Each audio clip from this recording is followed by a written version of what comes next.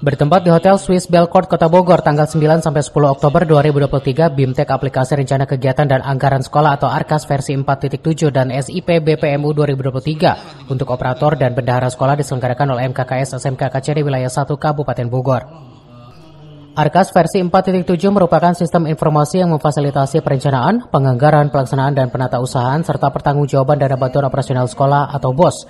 BIMTEK ini sekaligus mempersamakan pemahaman mengenai ARKAS versi 4.7. Pasalnya masih banyak satuan pendidikan belum bermigrasi ke versi tersebut.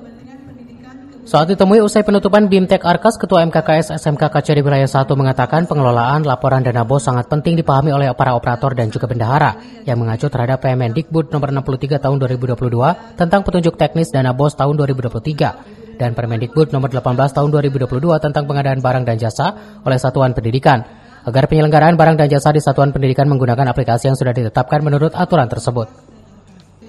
Selanjutnya dalam penyelenggaraan BIMTEK ARKAS versi 4.7 ini, Kasubag TU Cabang Pendidikan Wilayah 1 turut hadir yang diikuti seluruh operator dan bendahara SMK swasta se-Kabupaten Bogor.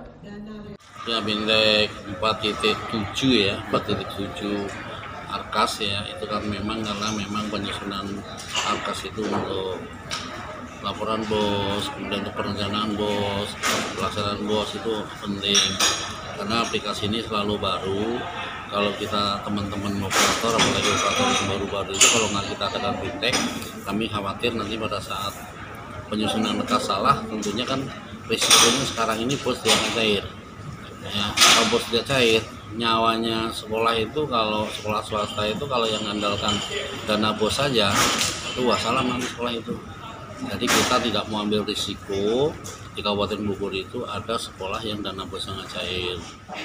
Bahwa ARKAS itu adalah aplikasi rencana kegiatan anggaran sekolah yang harus dikuasai oleh seluruh sekolah melalui pelaksananya dalam hal ini operator atau bendahara, di mana pada aplikasi tersebut adalah mencantumkan semua rencana kegiatan dan anggaran yang